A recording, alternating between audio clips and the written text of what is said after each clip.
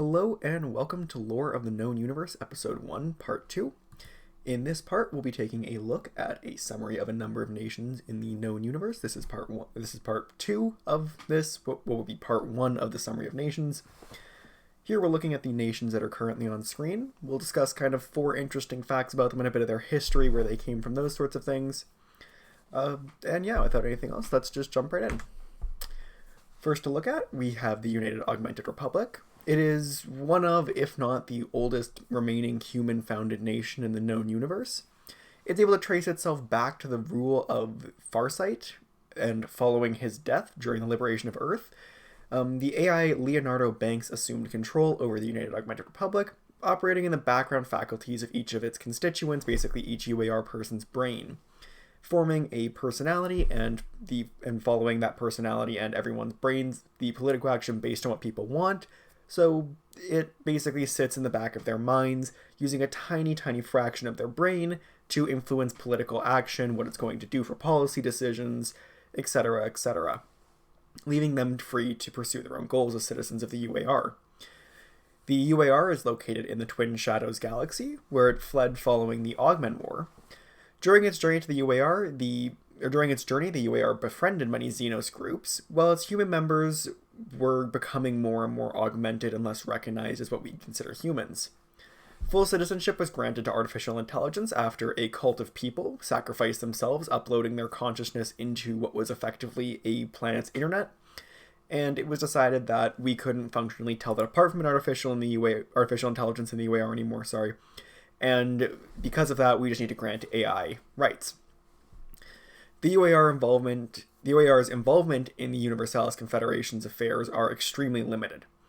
They've assisted the Federation a bit in the reunification war and tried to side on the same side as the Federation in the Great War, but in both circumstances, due to a variety of issues back home, they were massively outclassed and unable to actually really fight.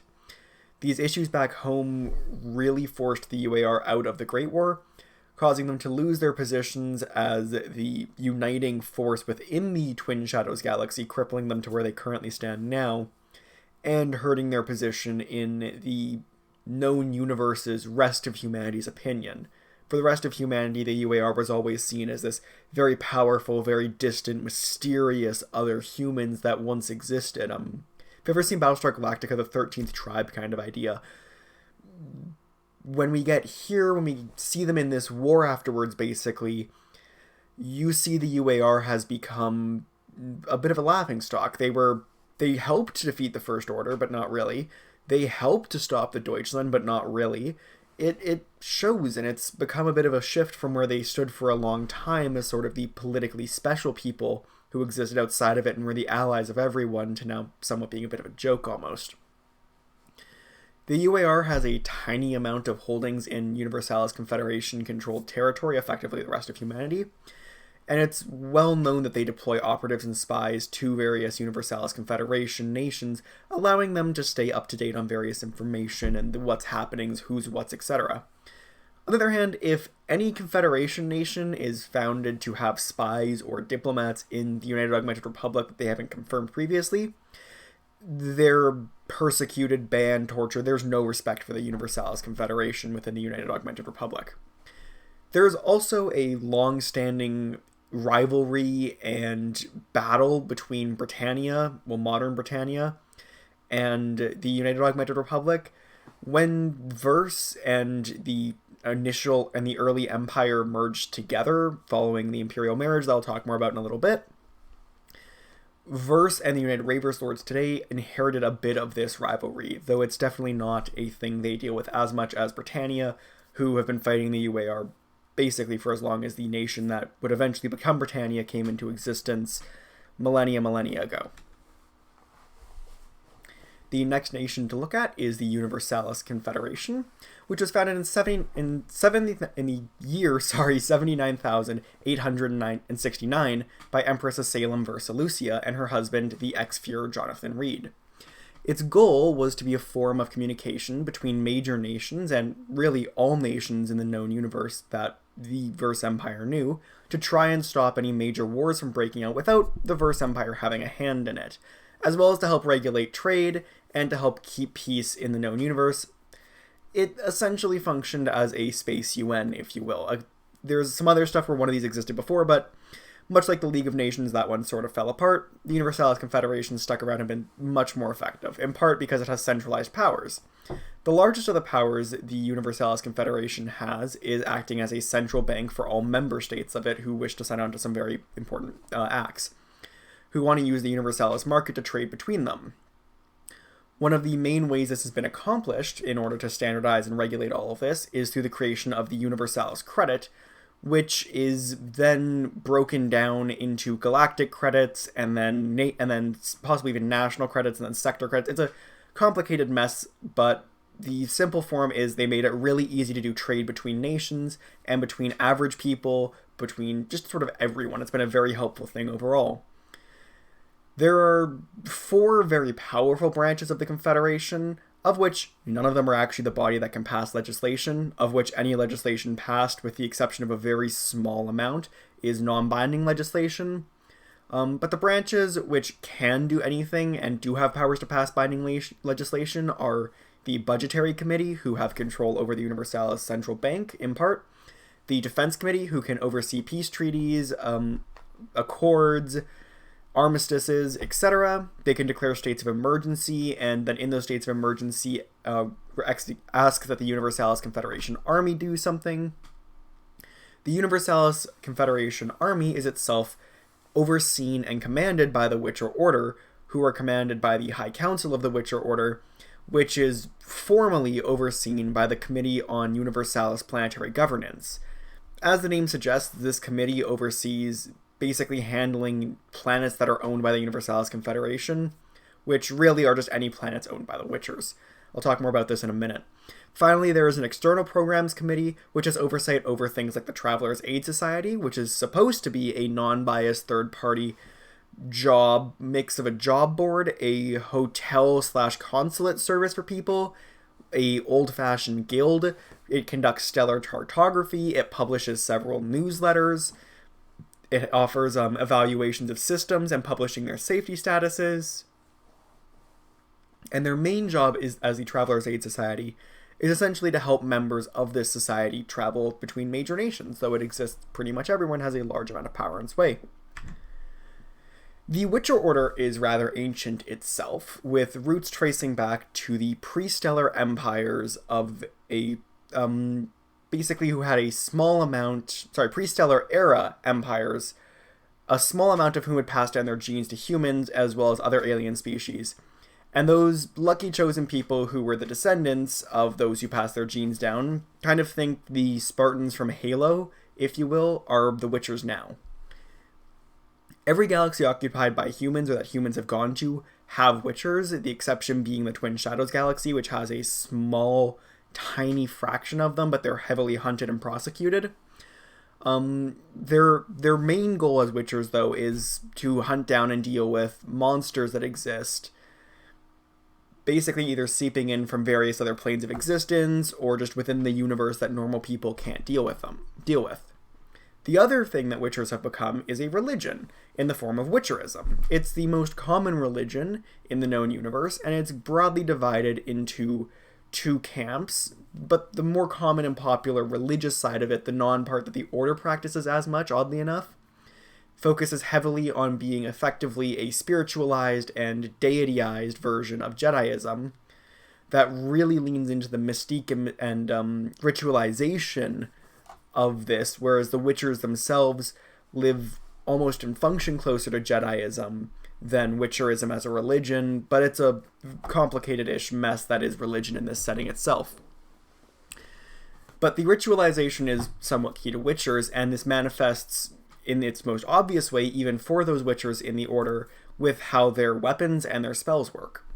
Witcher magic is also referred to as circle magic, and divides the planes into a series of interconnected discs, each of which overlap in some way with the material plane. So spellcasting is composed of drawing these circles and attempting to connect words of power to them, to pull out energy from the realms and use those in specific ritualized ways that have been developed over time. Witchers, as well, have historically carried 3 primary weapons with them, besides, of course, themselves and their void powers. These are the Witcher Voidblade, which most often are colored red or silver, but even within the Witcher rituals, there's no actual rule saying you have to set a color for it. Some specific orders might have that, but there's no actual definitive color. The second is a void energy powered hand crossbow that are designed to take down dangerous creatures from afar, but it has the power to take down most small craft up to sizable shuttles even. Finally, the Witchers carry a 10-shot high-explosive armor-piercing plasma core revolver and several different clips of other types of ammunition for it. This revolver is pretty famous throughout the setting. Basically, every major nation's special forces use it at this point in time, but still the Witchers are the ones who popularized it. The Witchers organize themselves mostly into small orders, which are composed of a keep ship and a keep world. The keep ship has a temple on it and acts as a training ground for new Witchers and a repository of knowledge where the various librarians are, book sections of it are. The keep ships also have patrol ships the keep world has the repository of knowledge. The keep ships act basically as ships to patrol super sectors of space. The keep ships are dozens, if not, in some cases, hundreds of kilometers long, and they carry multiple cities, hangars, and millions of people inside of them, and thousands of Witchers. Those Witchers will be doing everything from just simply picking up and dropping off jobs from across the super sector. They may be studying texts they've checked out of the keep world or that they've recovered to take back to the keep world. They may just be in this place unwinding. And there's also, well, again, millions of people who live here who are just Witcher citizens who live on these ships, live their day-to-day lives here. Some of them may just be traveling aboard these ships. But the keep ships are massive mobile cities of just awe at some part. Every Witcher in the known universe is associated with a keep ship and must return to their keep ship at least once every 5 years. And they must return to their keep world at least once every decade. One moment while I grab some water. The Xiao-Ming Megacorporation is an ancient but vast company managed today by the mysterious chairman Hanamura, who is famous for mostly operating remotely and using robotic stand-ins while transmitting his voice from, most people assume, a nearby ship. The corporation began its life as a merger between the Versian Zhao Industries, a giant in the shipping industry for its production mostly of containers, and Ming Limited, a corporation in the United Federation of Earth who had begun a manufacturing contract for specialty ammunition that was designed to take down a specialized new breed of Xalans after the Jermussians had decided to take a rather overzealous reading of certain anti-AI treaties and declare a direct crusade against the Xalan state in the Fifth AI War. The most important outcome of this was the almost essential eradication of the Xalans. However, what the more important outcome of this is the Xiao-Ming Corporation really beginning to somewhat form and eventually begin to talk to each other. Also out of this war, we'd see where the modern Sigmarines get their Sturmwerfen rifles, and the Stormpack pattern plasma rifles still used today by Xiao-Ming troops. The Xiao-Ming Megacorporation today is also known for their customer satisfaction guarantee, and the fact that their parts are used in essentially everything, everywhere. They're known to have their hands in every industry, from mining resources, to refining the resources, to using the refined resources for production, to producing final assets, to owning the stores that sell the assets, to even hiring the people who buy the assets. In many cases, even in places far outside of what is legally Xiao-Ming borders. Finally, Xiao-Ming is famous for their Kuro-Makuro suits that became popular in the Great War. The suits themselves were initially developed around a hyperring and traveling from a dropship of a sort where they'd have basically 100 of these massive-ish mech suits, about 3 stories tall, powered with the Xiao-Ming blade packs and other sorts of high-powered void weapons.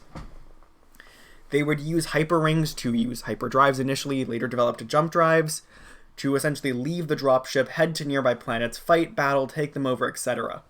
They became massively popular on the Berlinic front, where they played a huge role, and they were in part of the reason Verse entered the war overall against the Deutschland military and the Deutschland at all, due to the Kuramakuro's success. The pilots themselves for the suits were very often children who had been kidnapped without the knowledge of the system governments in the Axian Alliance, which is another reason Verse had gone to war against Xiao-Ming in the first place at all. And then they were brutalized and forcibly augmented until they were essentially grafted into their suits in many cases to operate and pilot the mech suits for war. Next up is the United Federation of Earth. The United Federation of Earth is currently ruled by Führer Emily Goodwin. It exists in the Milky Way galaxy, but it technically only controls the area of space referred to as the Sol Megasector. The rest of the Milky Way is managed by the United Federation of Terra Nova. This was a result of Führer Goodwin's extensive reforms, which have essentially remade the Federation into what it is today. The largest effect of this was the separation of the Federation of Earth into separate dominions that are handled by their own governments and a lot of stuff like that, done mostly to prevent another event like what had caused the First Order coup initially that led to the reunification wars. Following Führer Goodwin's massive reforms, the Federation still maintains that they are a direct descendant and follow the laws, traditions, and trace their roots right back to the very first United Federation of Earth that formed in the early 22nd century, basically right before the Soul War, right after the Third Augment War, making them effectively the second oldest faction in the setting. Debatably, with the UAR, your toss-up on who you want to put it there. The Federation has some odd claims. The great pride, however, of the Federation of Earth is in its fleet and navy. It's the largest in the known universe, and it has a massively complicated set of rules for just how they acquire ships, build new fleets, etc. What this has resulted in is that a lot of Federation ships are now created in lineages, where you'll essentially have one ship who may actually be able to trace themselves back to the earliest Federation, but this is because these ships would essentially never be able to be declared actually destroyed because of the way they wanted to build and make new ships and keep this going. So you'd have a ship who's bearing the name of the 15th reincarnation of the same ship, essentially, and bearing that name of that original ship. This was designed to build a sense of camaraderie among crews, even across different generations. This has especially become relevant since, as technology has increased, lifespans have increased. So now you may have people who spent 300 or 400 years serving aboard a ship, and you may have people who were born 600 years later but still meet those same people who have served aboard that ship even after it was reissued 3 or 4 times. However, one of the biggest controversial parts of Führer Goodwin's reforms has been retiring any ship's lineage that hadn't been either retrofitted or reissued since a millennium before the First Order uprising, which meant that these ships she was retiring, the lineages, were effectively massively out of date. Some of these ships could even trace themselves back to the dawn of the Fourth Space Age. This riled up a lot of people in the Navy and a lot of people who served aboard ships because they feared what this would do. In reality, this has actually been a fairly sane reform that was necessary and has modernized the military massively. But Federation fleet procurement is a mess. That's the short of it, but it has a lot of interesting stuff that comes out of it. The Federation fleet and military reforms have also resulted in a large amount of jobs being created and resulted in a bit of a military-industrial complex forming. And they also lease out part of their fleet that they've developed to the various dominions at weird ranks, but it effectively means that while the United Federation of Earth may actually have the largest fleet on paper, in practice their fleet isn't as big as it was. One interesting sub-faction of the United Federation of Earth is the Luna Knights. They were formed after the First Soul War, making them also one of the very old factions, following a failed Versian Knights siege of Luna, our moon. These soldiers who survived this siege, as they were from the Luna Knights, the Luna Wolves, a group of Versian Knights, they took a vow to defend Earth, or as they saw it, the Jewel, from destruction, regardless of who actually controlled the planet. So basically, if anyone tried to destroy the planet, no, we're just going to kill them for trying to destroy it. They did this for thousands of years. This is why on the Federation flag you can see the Ark under Earth, and it still remains there to this day. Even though the Ark may have been a threat to the planet, the Witchers and the Luna Knights worked out a deal where they basically wouldn't actually use it, and the Luna Knights let it sit there. Whether the Luna Knights could have defeated the Witchers is questionable, but they could have done them a good run for their money at least as well. This stance of non-interference and basically just let whoever wants to rule Earth changed after the First Order coup and during the reunification wars with the United Federation of Earth, wherein the losing Supreme Commander Snoke on the First Order side, having heard that his apprentice and prodigy Kylo Ren died in battle over Freehamala, ordered his Starhold and Star Dreadnoughts to open fire on Earth.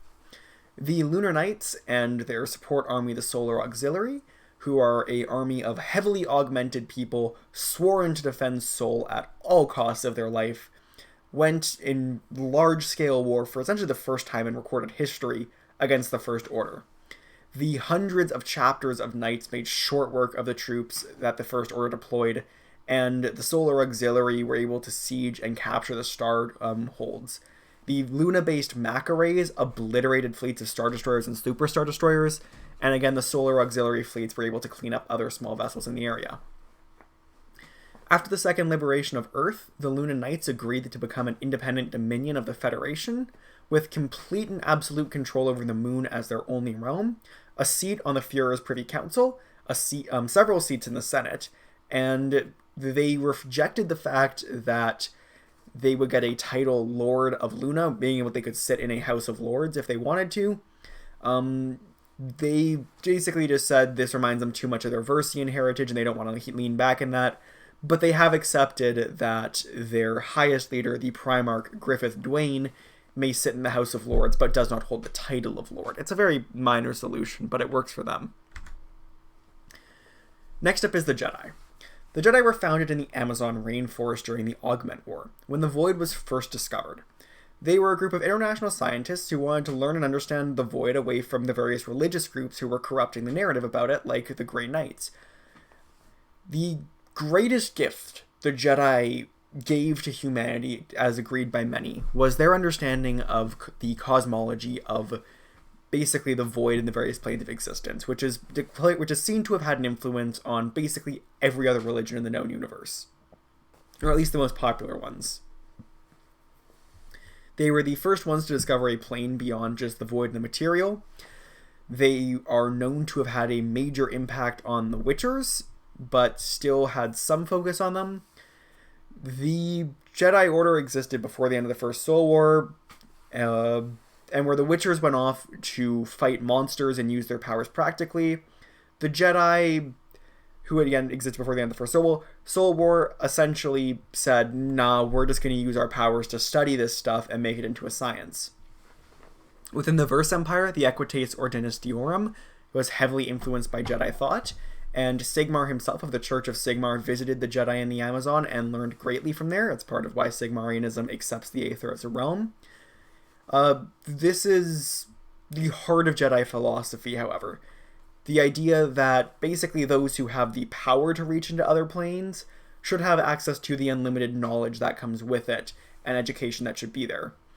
Anyone who wants to study the Void gets to study the Void, not just the elites in the Church, but not everyone should study the Void is their argument.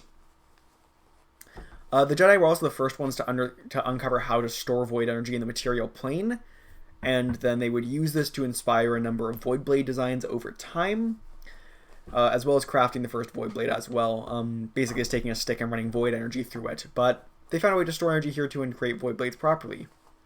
Today, Jediism is the most common religion besides Witcherism. It generally has more of a background presence in galaxies where Witcherism is actively practiced.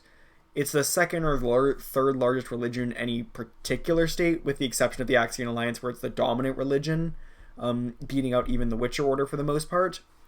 But this is because the Jedi, functionally acted as what the Witchers are today in the Universalis Confederation to the Axian Alliance.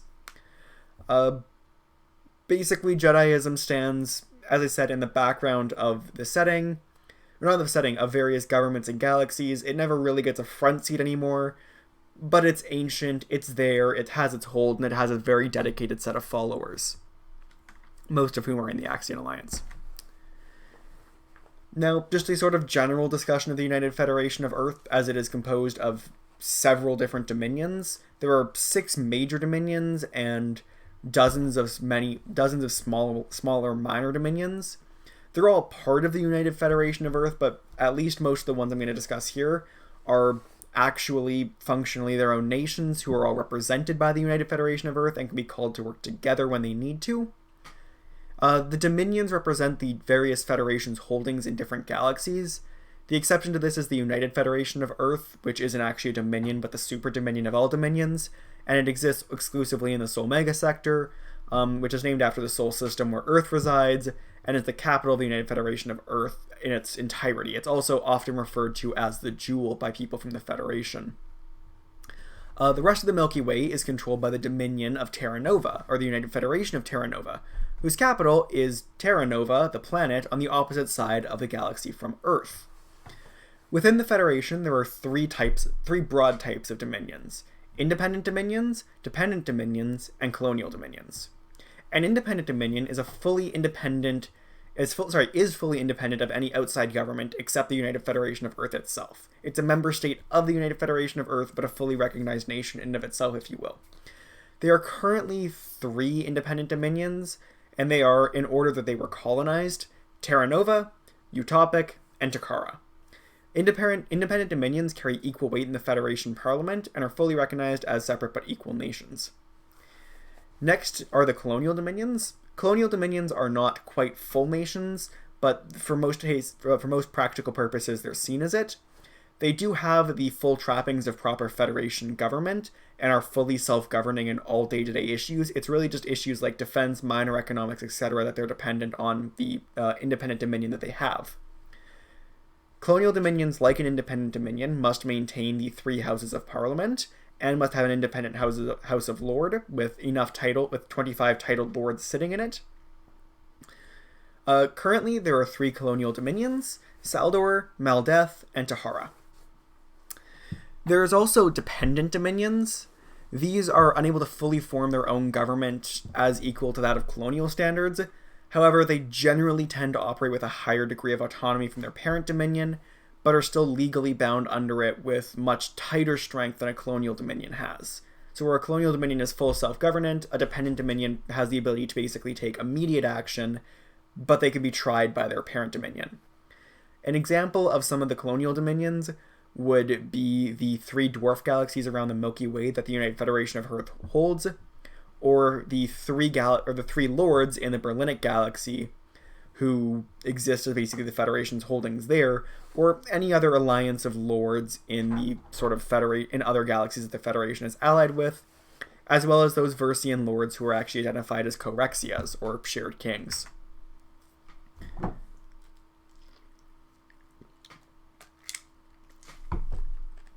The 5th Verse Empire is a fairly new faction, but it really can trace its roots back to the 1st Verse Empire, which was founded on the planet we know as Mars after the Third World War.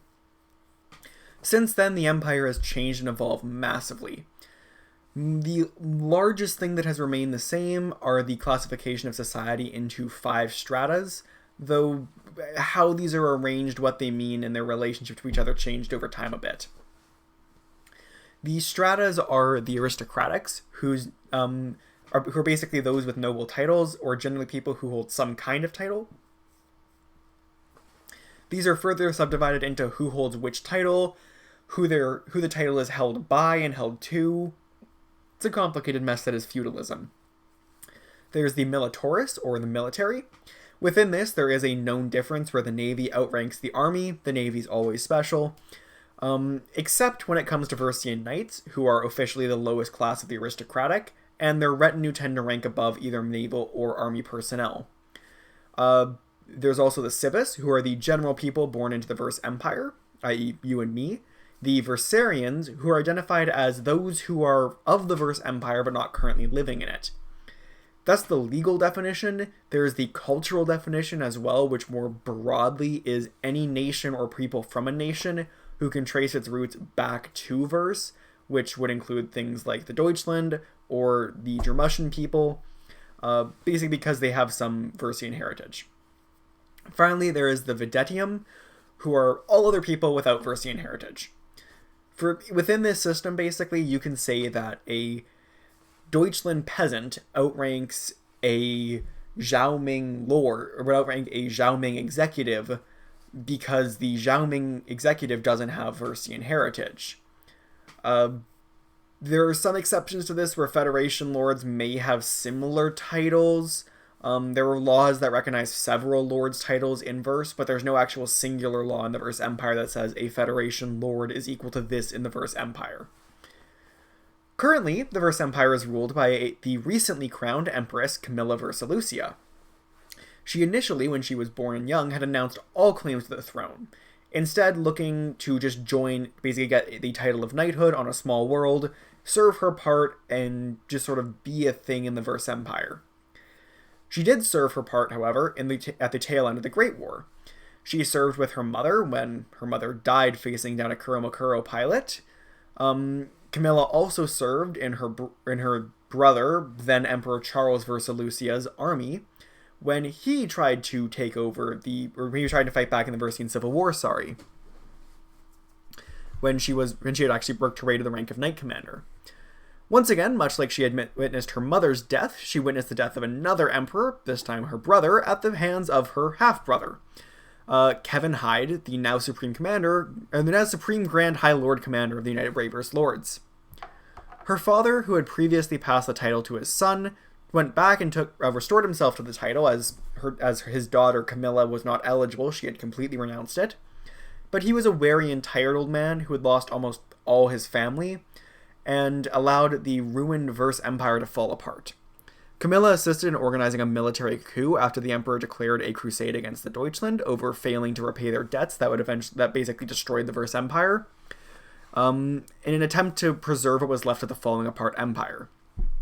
In the years since then, Camilla navigated the complex political landscape that was what was left of the Third Republic, shutting down her operation, the Federation-born president of the reborn Citadel, Kinderfuhrer of the United Federation of Terra Nova, John Helsbeck. At the end of the war,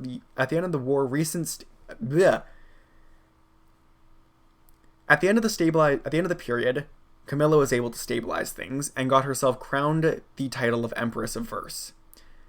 Basically, all people in the Verse Empire, not all people, but a majority of people, at least civis and militaris people, recognize that she has earned her title properly and that she is truly a Versian, even if her actual biology makes her at best a quarter Versian, at worst completely un-Versian. But that's irrelevant. Her reign is expected to have great things in store for the Empire, and has begun with a positively received by the Empire declaration of free colonization into the unclaimed territory of the Asylum Galaxy. I will just note there are still alien species living there who have their own governments. Finally, the modern Verse Empire's lowest Verse noble rank is the unit of Knight, as I've mentioned. The title itself actually means system holder and is a direct fief of a lord.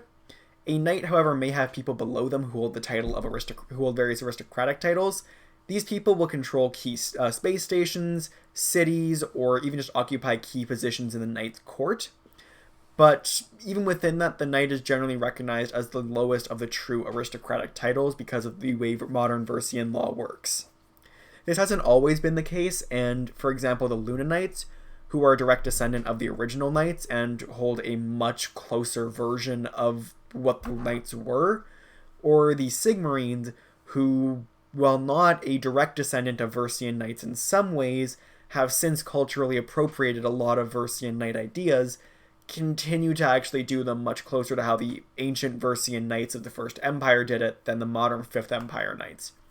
The shortest way to distinct this is that in the Luna Knights or Sigmarines, the knight themselves or equivalent knight title isn't bound to a single planet. It isn't a political or rank association. It's a military association that comes with a rank benefit. In the Verse Empire, it's rank first, military second. An area where there's an exception to this, though, is the Equites Ordinis Deorum. These people can trace themselves right back to that ancient first Versian knightly order. In fact, they were the first knightly order in many cases, at least the one that's still around and the one that claims to be. They've been around since before the First Soul War even started, which, when we get to the timeline, you'll realize makes them ancient. The Order itself has changed massively, especially in regards to the way its religion's been handled in the early days, but many of its traditions, on the other hand, have remained the same, kind of like the Jedi or the Sith in that regard. In its founding days, the EOD was an order of godly knights, or Deorist knights, who believed they could harness the powers like that of the guild mages that they saw in verse, but instead of using that power to sort of create things like Jedi pseudoscience, it was the word of God and being given to God's children in the Saptium, these godly people. To embrace this, the Equites Ordinis Deorum members are required to craft their own void blades instead of using a Mage's Guild-built blade. So today in the Verse Empire, most knights just use blades that have been blessed by a Mage's Guild. The EOD members have to actually craft their own. The Order, by decree of Dominate Petrov, the first Versian emperor, at least recognized as the first Versian emperor, is that they are the exclusive users of orange Versian knight armor. The decree did stipulate that those who wish to join the Order and thus take up this armor must be blessed by the Mage's Guild. This has led to the understanding that basically you have to have magic powers to join the EOD. Yeah, that's basically how that works. Over time, however, the Versian zeal for their own religion, Deorism, has faded a fair bit, especially following the era of Witcher rule in the Witcher Empire, where most of the people in the society who were Deorists switched to Witcherism. The nobility itself, though, has maintained a light Deorist tinge that you can still see, especially alive in small parts of the Empire today. Order members can also be knighted with Sithly titles, and Sithism is the religion associated with the EOD these days, even though Deorism should be. This became a major necessity after the Imperial Versian marriage, because the ancient decree stipulated that should a member of the Supreme Family be blessed by the Guild, be born with strong magic powers, they must enroll as a member of the EOD and no other Mage's Guild. However, this would have created a conflict with a similar law that existed in the Empire, and the Imperial Versian marriage essentially married the Verse Imperial title to the Empire's Imperial title, making them one title. Thus, in this case, that competing law requiring the Emperor to be the absolute highest Grand Master of the Sith. Though at that time, that person actually could hold other magic titles. It was a whole mess in the Empire. But the result of this is that the EOD would adopt the Book of Sith into its texts. It had already adopted several Jedi texts. This wasn't actually that controversial. And would become a dedicated branch of Sithism, granting it the ability to create Sithly titles, and thus meaning that if someone like the Emperor or Empress was born with magic powers, as after Fuhrer John Goodwin married into the family and gave everyone vampirism, became the case, they now actually qualified for holding both the title of Absolute High Grand Master of the Sith and being able to become Emperor within the decree here. This has become important because now Emperor of the Transgalactic Empire, Kylo Ren, who used his own power to help secure the Empress Camilla Versalucia in her position to the throne, only did so because he would, in exchange for putting her on the throne, be knighted the title of High Grand Master himself, giving him the Darth title of Darth Reconciliatius of Orthodox Coruscantian Sithism. This is the same branch that officially the Knights of Ren descended from many millennia ago, and that is still officially practiced in the Transgalactic Empire and kind of practiced by Britannia. The United Rayverse Lords are up next, and they are commanded by Kevin Hyde, who holds the title of Supreme Grand High Lord Commander. He is the son of the former Versian Emperor Richard Hyde, who fled to the Verse Empire during the First Order's occupation of the Milky Way and the United Federation of Earth, after he and several of his associates crashed the Imperial stock market, making off like bandits.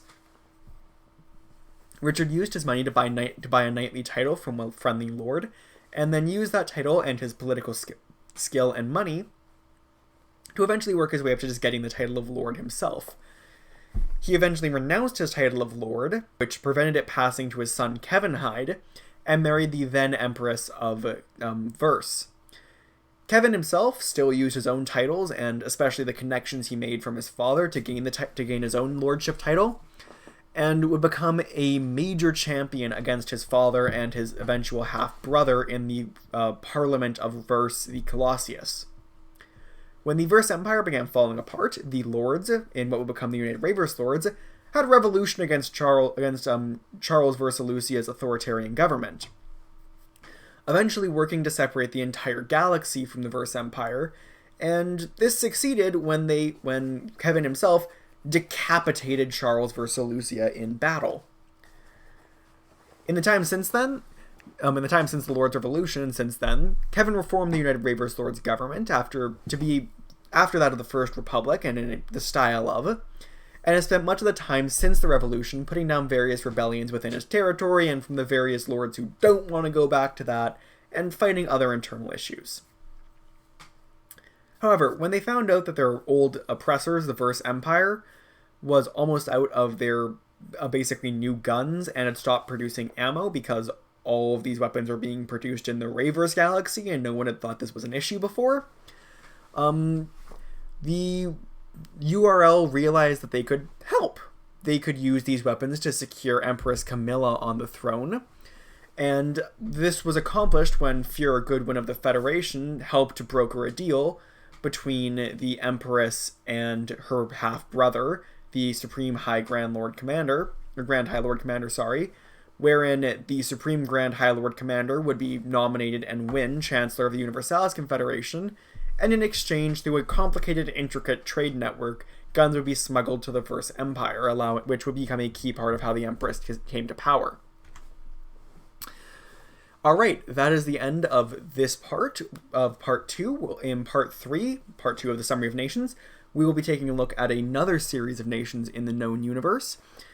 Thank you guys for watching. I hope you have a great day.